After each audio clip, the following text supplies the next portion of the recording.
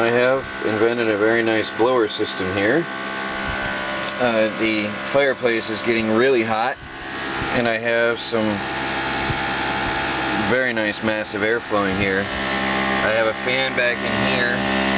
Probably can only see the foot of it, the clip. It's a loud one. That one's really annoying, but it's what I have.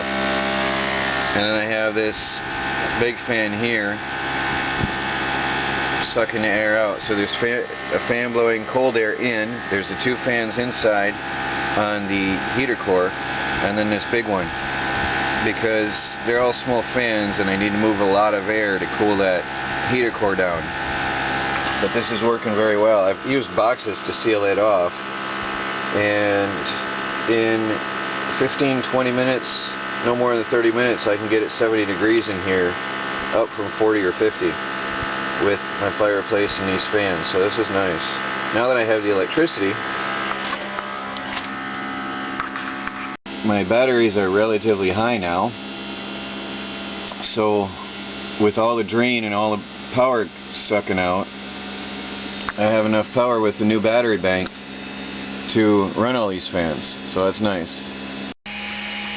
I still have trouble with the stove running away on me. You probably can't see it, but it's 200 degrees with the doors closed tight. It's not the most airtight stove, and I've got it running away. I've got antifreeze. I can smell it. I don't see any steam, but I can smell it, so it's boiling off a bit. So I set up yet another fan to blow on the base of the fireplace and help move some heat around. So now I've got 2, 3, 4, 5 fans running in here just to move the heat off this fireplace. And this is a tiny little fireplace. So that just gives you an idea why it would be terrifying to have a bigger one in this little space here.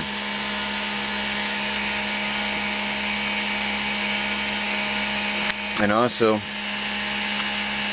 like I said, I'm still having trouble controlling the water temperature. What I need is to be able to move that heat better with a larger radiator and bigger fans. Well, it's another dark and rainy day. 3:30, 600 watts of solar panels, and 1 amp. Not nice. I got 12.7 volts, but that's because I've been very sparing on my battery usage. I have my cooler plugged in. I just plugged it in because it's relatively cool out, and I haven't been using much heat in here. But I just put some meat in there, so I hope to keep it cold. Yeah, I just discovered 2 problems. Don't know if the camera shows it. This is underneath the bathtub, and there's water. Now I haven't been using the bathtub, so what I find out is I trace this pipe, and it comes from my kitchen and bathroom sink, and stupidly enough the pipe goes downwards below the bathtub, so the gravity feeds the water down, and there is a collection point, and it's leaking. Wonderful. I discovered this because I just recently found out this is where the mice are coming in as well, and they've been using this for a while. You don't know if you can see, there's aluminum tape all over down there, and you can see the plastic underflooring has been cut. So this was a previous problem with the owners. They have siliconed it poorly, I presume, because it's leaking. So they didn't do a very good job. This is not good at all. I have to figure out how to fix this mess and close it up and stop mice from coming in. And of course I can feel freezing cold air flowing up through this floor as well. So fun stuff. A lot of that's like dead insects and mouse waste down in there. Disgusting. Some kind of eggs of something in here. Oh boy. Always something.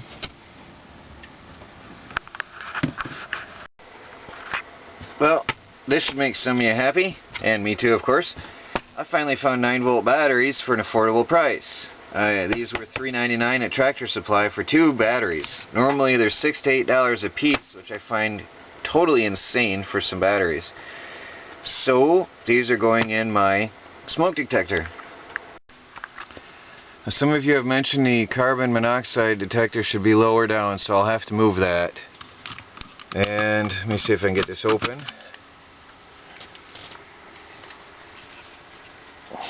Hope this works. I've never tried it. Well, it says here push to test. Be ready. Nothing. Maybe the battery's not on tight. It beeped when I hooked it up. Maybe that was its last dying breath.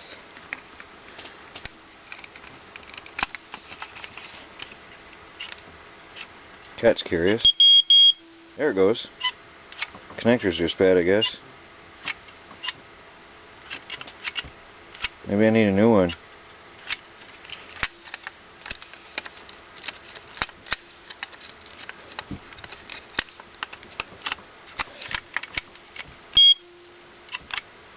Sort of works sometimes. I'll try putting some smoke next to it. Yeah, it doesn't. Tester doesn't really always do anything. Let me try smoke. Okay, I've got smoke. It works.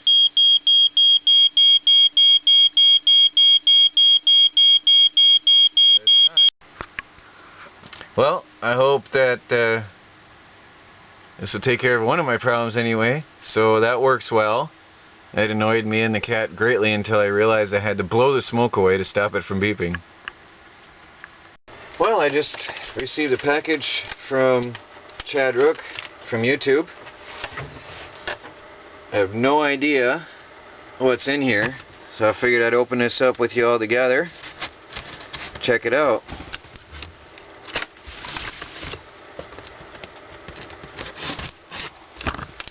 By the way, after seeing Castaway, I always have a pocket Leatherman and a full-size Leatherman on me at any time, unless I'm in a courthouse or an airplane. Otherwise, you'll always find these with me. That movie did affect me. So, let's see what we have here. Got a letter, which I'll read separately in a minute. So, we've got catnip. Baby cat's gonna like that a lot. And some cat toys. Well, she's certainly going to be happy. What else do we have here? Wow, this is her favorite treat, believe it or not. Thank you. Come here.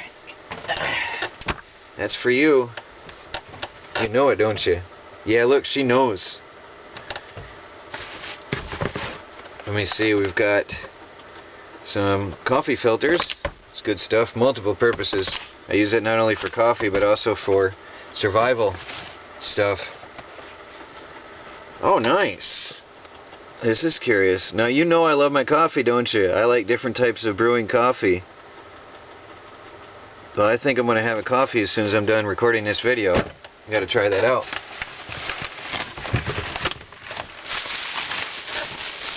And of course, baby's favorite gift, the box. Thank you for sending a box for my cat. She will have hours of fun now.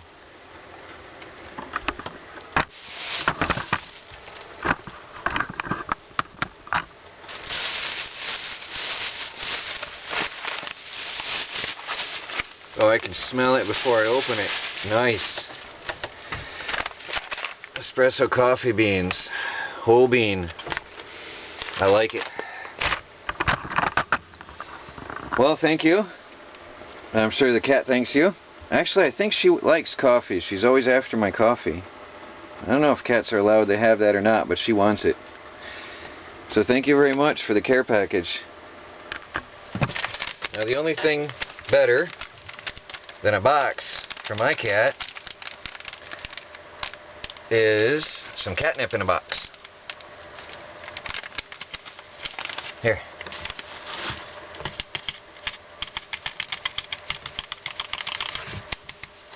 There you go.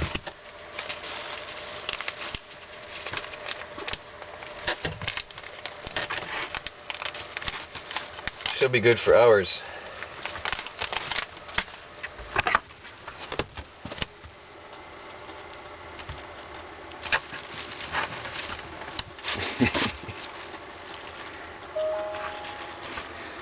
Well, thank you very much, Chad, and I'm sure Baby says thank you if she could speak.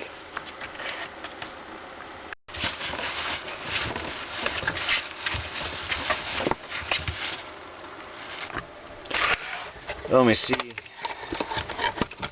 I just read the outside of this. I want to see what this is like.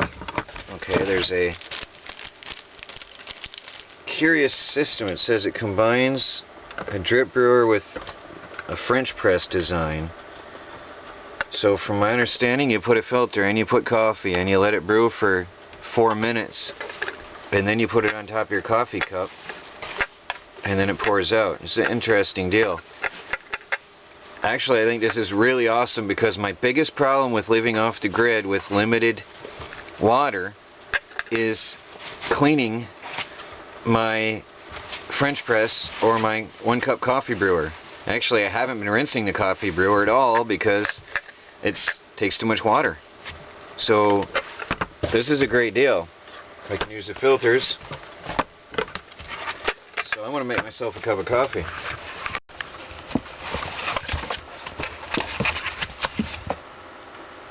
So I had to measure coffee into my cup first because I wasn't sure how much.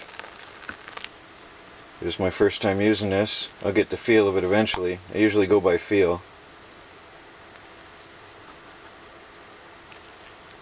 You're supposed to put the water in. It's going to be close. I use a large cup. Okay, now I know what the feel is going to be like. It makes me nervous doing this with nothing underneath. It's sort of an interesting setup here. That's about it. So I won't be able to fill my cup precisely.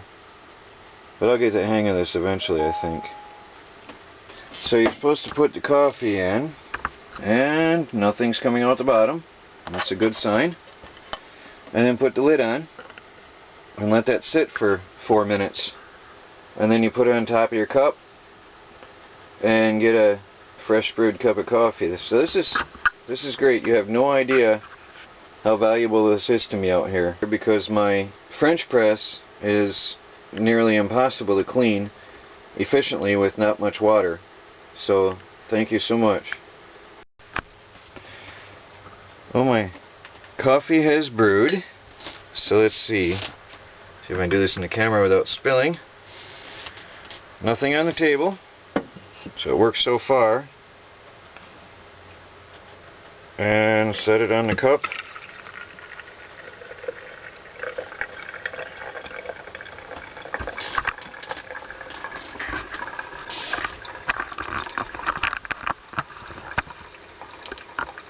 And it's slowly pouring into my cup.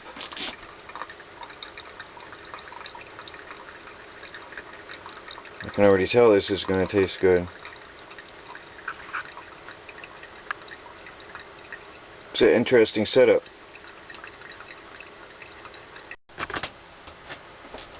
Well,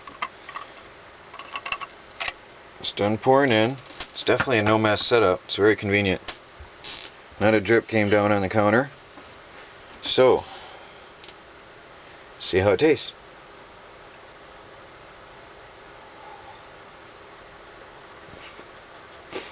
Very nice. That is a full flavored cup of coffee. Thank you, Chad.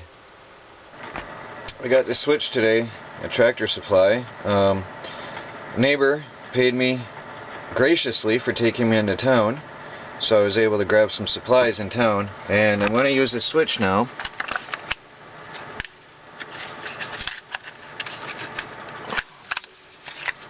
Comes with its own wire, so it's convenient. I'm going to use this for my heater, fan, and water pump hookup, so I don't have to continuously be using the twist-on ends. So this is going to be better. What's nice about this switch, I'll have to lengthen that wire. I don't know why they give you such tiny little wire ends for that.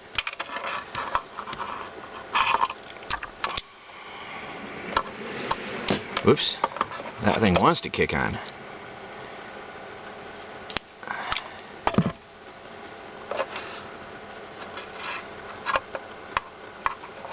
Now this is going to be so nice. I don't know if I actually want to properly mount the switch or not yet, but just having it is going to be nice. Because this is temporary until I can get a proper setup later.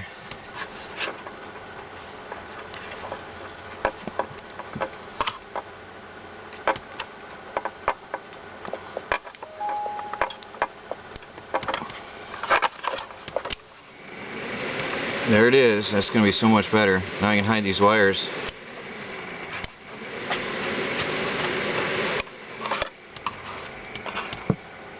If I can fit that in here. Not sure if that'll fit. It'd be nice if I can mount that in this hole here. There's a small narrow slot. And as I was afraid of, it's too narrow for me to get the wire, the switch in there, unfortunately. There's the framework in here, and it comes together too tight. Otherwise I would mount it in here. This is solid board behind this is solid frame. Two pieces come together right here, so I can't get the switch through. But at least I have it on for now. I'll figure it out later. At least I don't have wires all just hanging out every day. So that's better.